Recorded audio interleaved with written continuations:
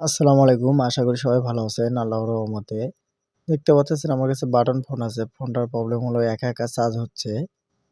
তো এটার কি সমস্যা সেটাই আমরা আজকে আপনাদেরকে দেখাবো। তো আমরা সর্বপ্রথম ব্যাটারি কালেকশনটা আমরা খুলে নিলাম ভিডিওটা শর্টকাট করার জন্য। আমরা সেটটা আগে থেকেই খুলে নিয়েছি। তো এটা অনেক সময় ক্যাপাসিটর বা রেজিস্ট্যান্স শর্ট হলে এটা হয় বা আইসি চার্জিং আইসি যদি আমাদের সমস্যা হয় সেক্ষেত্রেও কিন্তু আমাদের এই প্রবলেমটা হয়। তো যারা নতুন আছেন তাদের জন্য কিন্তু আমার এই ভিডিওটা।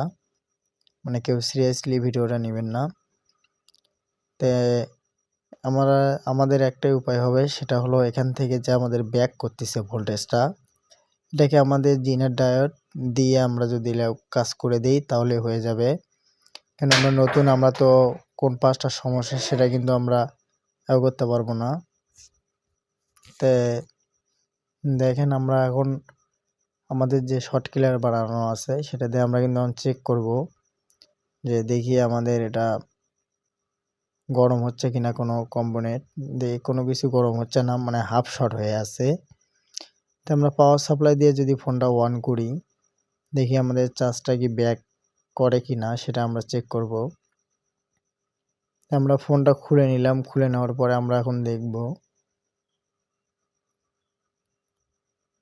দেখেন আমাদের কিন্তু ফোনটা অটোমেটিক খুলে গেল, কিন্তু চার্জ কোনো কিন্তু ব্যাক হচ্ছে না। তো আমাদের করণীয় ব্যাটারি যদি কালেকশন দেই সেই ক্ষেত্রে আমাদের এটা সমস্যা করতেছে। তো আমরা একটা জিনার ডায়োড নেব 5 ভোল্টের। জিনার ডায়োডটা দিয়ে যে আমাদের চার্জিং যে পিনটা আছে যে পিন দিয়ে আমাদের 5 ভোল্ট বের হয় সেই জায়গা থেকে যদি আমরা কালেকশন করে দেই তাহলে কিন্তু আশা করি আমাদের কাজটা কমপ্লিট হয়ে যাবে এবং চার্জ কিন্তু ব্যাক আসার সম্ভাবনা থাকবে না। তাই আমরা সেটাই করব। তাই আমরা বারবার করে চেক দিচ্ছি যে আমাদের কোনো কিছু গরম হচ্ছে কিনা। কোনো কিছুই আমাদের গরমও হচ্ছে না, কোনো কম্পোনেন্ট বা কোনো মরিচা পড়লে সমস্যাটা হয় সেটাও কিন্তু হচ্ছে না। তা আমরা জিনার ডায়োড নিলাম 5 ভোল্টের।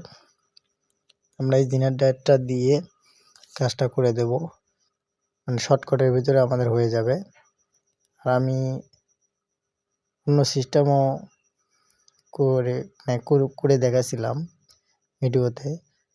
তাই আমরা শর্টকাটের ভিতরে আমরা জিনার ডায়োডটা ব্যবহার করব। আমরা জিনার ডায়োডটা দুই পাশে আমরা তার লাগিয়ে নেব।